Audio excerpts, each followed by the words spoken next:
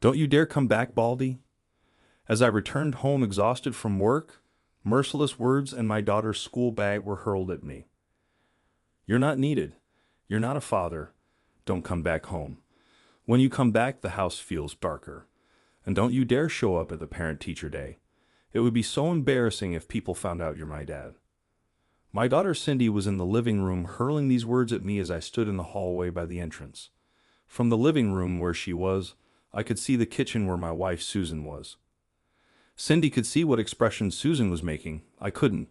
Susan said nothing to the abusive words from our daughter. She just silently continued with whatever she was doing in the kitchen.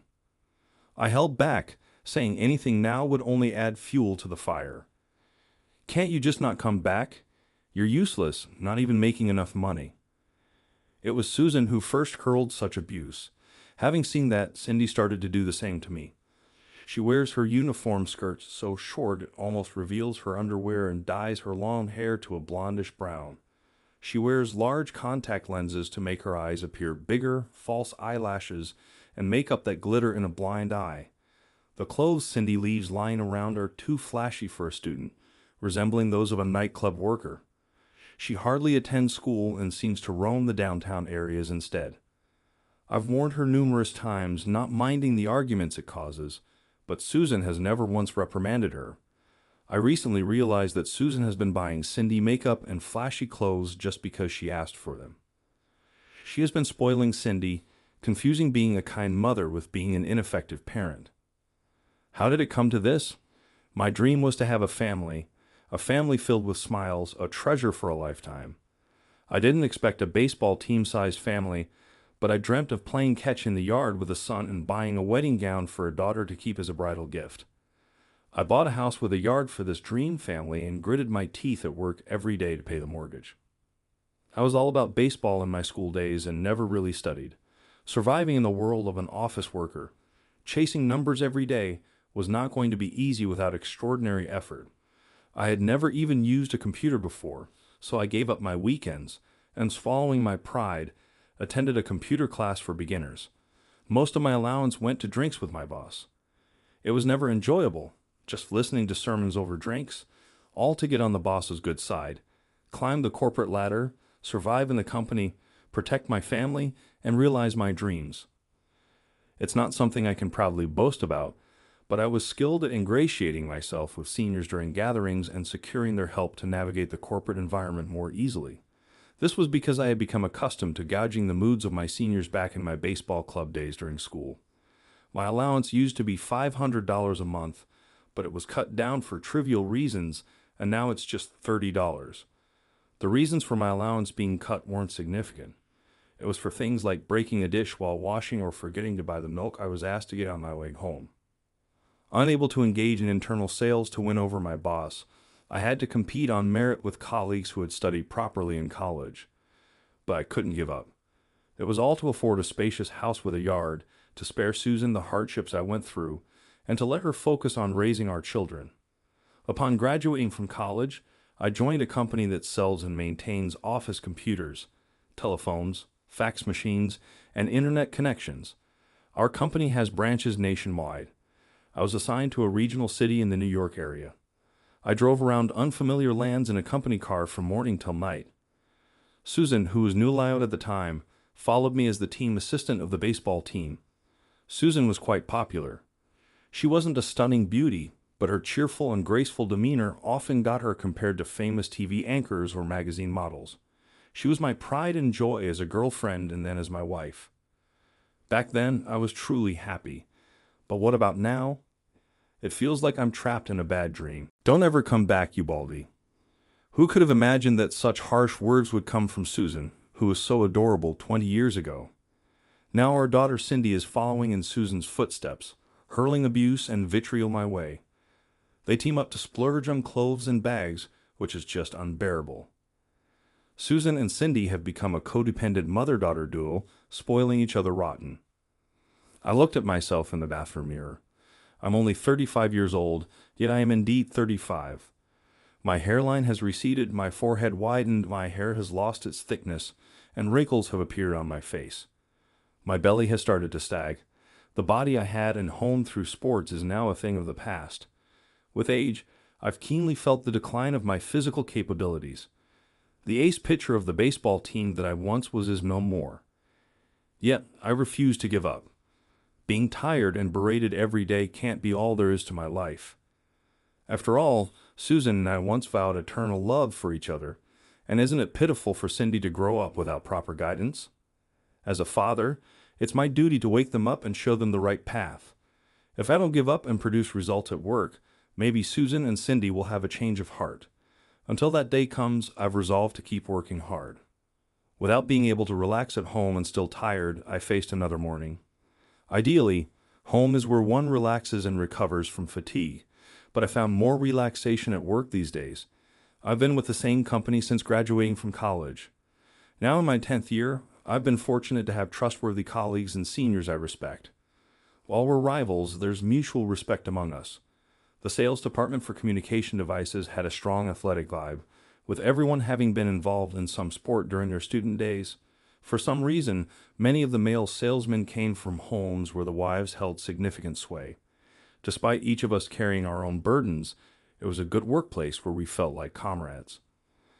There was a source of comfort there too. Her name was Ellie.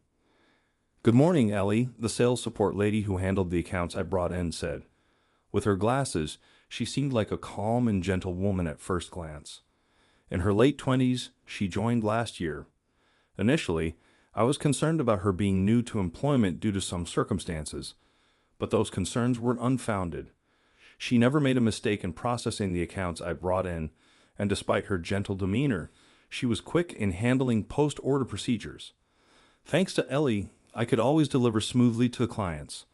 Lately, she even started creating proposal materials I could use during client presentations in her spare time.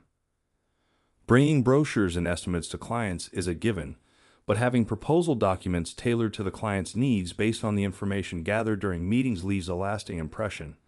It's enough to outdo our competitors. Tom, great work. How did today's appointments for future acquisitions go? Ellie, you too. Today, I got an appointment with this client, I replied.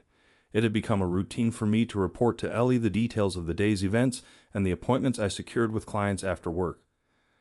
Gradually, I found myself looking forward to these moments. When I returned to the office, Ellie greeted me with a smile. Today's client was Johnson Trading, a well-established company, right? How did it go? I started to report on my day. I had even spent time during work thinking about how to make my story interesting and amusing for her. I met with President Johnson. He's a stern old man who shouts no sales calls whenever work comes up, but he seems to have a soft spot for his grandchild. He spent the whole time talking about his grandchild and showed me a ton of photos on his computer. He has so many videos stored that his computer has become incredibly slow, so I suggested he stop storing them on his computer and start using the cloud for his photos and videos. He then agreed to an appointment for a future proposal. Ellie always had a great reaction to my stories. Wow, you've had a follow-up appointment from talking about his grandchild's photos. And you even proposed using the cloud to someone as old school and stubborn as President Johnson. That's amazing. I'll make sure to create a proposal document that's easy for the elderly to understand and that even a stubborn old man would appreciate. Normally, creating proposal documents would be a hassle, but having Ellie happily take on this task was soothing for me. It would be even better if it led to a successful deal. Achievements made alone are great, but accomplishments achieved as a team with the effort of two people hold many times more value. As far as I know, such teams bring more luck to the company. Despite everything, I might just be lucky. How dare you show your face here, you Baldy? Don't act like a father when you can't even earn, Baldy. No matter what insults await me at home, I will not give up. As long as I have a place at the company and a family I swore to protect, I must never give up. That day, what awaited me upon returning home was an even more intense barrage of insults from Susan and Cindy, and it was no wonder. Today marked the end of the fiscal year, and my branch had barely managed to stay in the black, with most of the team failing to meet their quotas. As a result, unfortunately, our bonuses were cut to a third. Thankfully, with Ellie's help, I had met my quota, but from the management's perspective, it was a collective responsibility. My efforts slyly went unrewarded. This year, I suffered the same fate as the rest of the team with a uniform bonus cut. I was certainly afraid of Susan and Cindy, who were furiously berating me. I'm not to blame. It was the others who performed poorly. Ugly words of shifting the blame onto my colleagues were about to escape my lips. I almost said it, but then it crossed my mind that such behavior is inexcusable. My teammates might be a bit foolish, but they are sincere people. Even if they are not performing well now, there might come a time when I could help them. I couldn't bring myself to blame them, even if they weren't there to hear it. You've been out all day, haven't you? You smell of sweat. Could you not come near the living room anymore? I don't have my own room.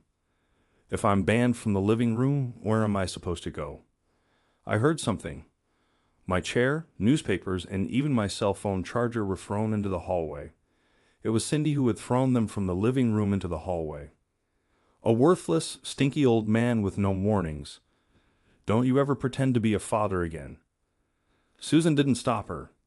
Instead, she peeked from the kitchen and said, "If your only skill is earning money and you can't even do that, you're less than a person, less than an ADM." Unlike Cindy, who was venting her anger, Susan had a cold smile. That smile was twisted and ugly, reflecting the warped nature of Susan's inner self. Susan, she used to be so adorable, so cheerful and popular with everyone. Has 20 years changed her so much? I sat alone on a chair in the hallway, too exhausted to move. I was hungry, but of course there was no meal forthcoming. I clenched my teeth and held back the tears. Yet I have to work tomorrow. I have to go to the company. With the company in a tight spot, if I were unable to work, our branch would surely fall into the red. I had to somehow take a bath, cleanse myself, and get some sleep, or I wouldn't be able to work the next day. Meanwhile, in the living room, Susan and Cindy were laughing out loud while watching a comedy show. I remembered seeing them post a selfie on social media yesterday with a hashtag best friend's parent-child. Who would imagine that behind that best friend's parent-child duo, there was a father being ousted to the hallway? Dragging my exhausted body, I managed to take a bath, then collapsed onto the chair in the hallway. Out of habit, I checked my phone. On the screen, Susan and Cindy sparkled like beautifully edited actresses. How did it come to this? Gradually, sleepiness overcame my fatigue, and so I ended up greeting the morning on that chair in the hallway. The next morning, I woke up feeling anything but refreshed and zoned out at my desk for a while. Then a kind voice reached me. "Tom?" It had been hours since I'd spoken to anyone, so my voice was barely there. "Good morning, Tom." Ellie was waving her hand in front of me, trying to catch my attention. "Huh, Ellie, right? Sorry, good morning. What's wrong? Did something happen? You don't seem yourself. Usually you are here 30 minutes before start time and dash out for visits right at the bell, but it's already 9:30. Saying so, her glasses glinted. In them, my anxious face was reflected as if they were mirrors. Her eyes seemed to probe into my soul with a sharp glint. "Did something happen, Tom?" "I can't hide anything from you, can I, Ellie?" I slumped back into my desk chair. I tried to laugh it off, but she didn't join in. Her expression was dead serious. "Let's go for a drink." There was no escaping it. I'm sure. After work, we headed to a bar near the station. It was a charming, cozy place with a warm atmosphere centered around a counter. Ellie listened to me for a while, nodding, but when I told her about being berated by my wife and daughter and then sleeping in the hallway, she got angry on my behalf as if she were me. "What? They said that to you, and you slept in the hallway on a chair in this cold? That's just not right." With a thud, Ellie put her drink down on the counter. "Keep it down, Ellie. It's embarrassing, so please don't tell anyone." I said this as I sipped my drink and enjoyed the snacks. I was busy during lunch break, just nibbling on a convenience store snack in the sales car. I hadn't had a proper meal since yesterday, so the drink and snacks slowly seeped into my starving stomach. Moreover, having Ellie listen to me gradually loosened the tension in my heart. "No, I'm sorry, but that's emotional abuse. It's a valid reason for divorce." Emotional abuse from a woman to a man. That can't be. It doesn't matter if it's a man or a woman. It's just the heartless attacking the kind-hearted. How did it come to this? She used to be so cheerful and vibrant. Did I do something to hurt Susan? I remembered how adorable Susan was when we first started dating, and I was about to tear up, so I quickly changed the subject. Old enough? You're too kind, Tom. Live your own life. Ellie slapped my arm with a sharp smack. Oh, hey, Ellie, that hurts. She put down her drink and looked at me with a serious expression. I'm sorry, but I just can't forgive it. After all, Tom, you work so hard every day for everyone. I want you to live your own life. This might sound sudden, and it's just a woman's intuition, but do you think your wife might be cheating on you? I was so taken aback by her sudden question that I choked on my drink. Hey, what are you suddenly suggesting? That's a bit much. My wife would never do something like that. Wasn't your wife a popular team assistant of the baseball team?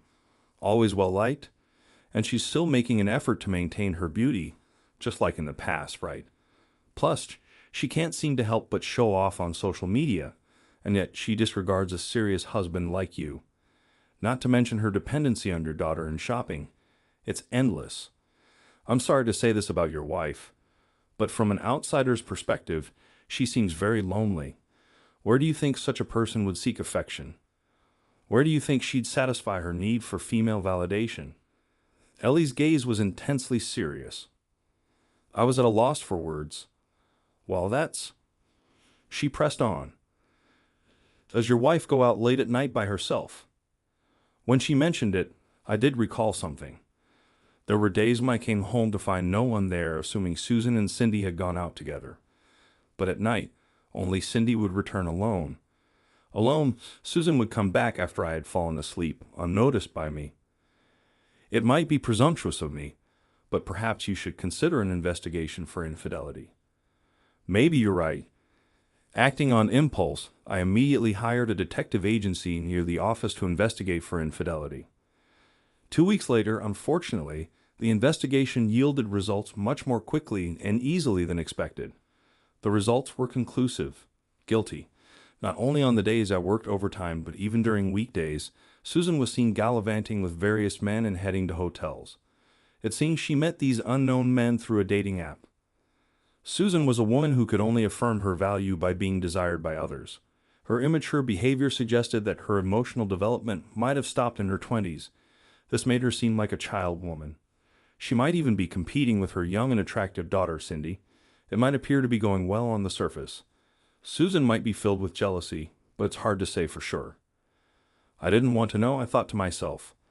I failed to protect my family. I continued to go to work without taking any days off.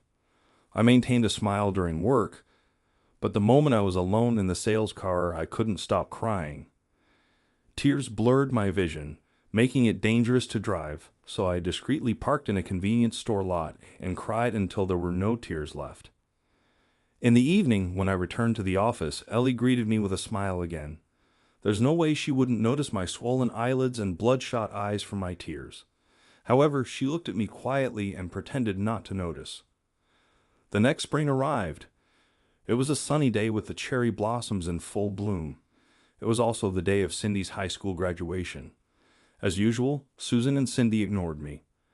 Dressed in an excessively flashy uniform, Cindy and Susan, in a pink suit, left for the graduation ceremony without me.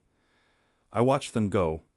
I decided to graduate from this family. Goodbye, Cindy, Susan, my dear family. There's so much I want to say, but now it's okay. Thank you for everything up to now. I've decided to leave this family. You've been telling me to leave, so you probably won't stop me now. Take care. I'm going to live my own life. When was the last time we had a meal together as a family? Feeling a bit sentimental, I left several photos of Susan entering a hotel with a man on the living room table. Susan, having married right after graduating from university, had no work experience. There was no way she could support Cindy through college on her own, but they'd have to manage as a codependent mother-daughter duo. Later, I heard from an acquaintance at my former workplace that Cindy had dropped out of college and that she and Susan were living off part-time jobs. Their future must be uncertain and anxiety-inducing, but that was no longer my concern. Packing my few belongings into cardboard boxes to be shipped, I boarded a train bound for a new city. The sparsely populated train during a weekday afternoon was quite pleasant. I took a seat by a window with a beautiful view, opened a can of soda, and enjoyed a lunchbox. It was delicious. Cheers to me. The gods of fortune don't forsake those who work hard. Having achieved profitability on my own in a tough market, I was timely transferred to the headquarters in New York. The company even covered my moving expenses, and Ellie was coming along too. Our partnership remained strong at the New York headquarters. Freed from the shackles of Susan and Cindy, I was set to secure major contracts. After moving to New York, Ellie and I became good friends and developed a trusting relationship outside of work. While I took the lead at work with Ellie's support, in our private lives it was the opposite. Ellie led the way in everything from outings to living arrangements to dining, and I was always there to support her. Enjoying this dynamic, I hoped it would last forever and proposed to her. Next year, we're expecting a daughter. This time, I'm determined to create a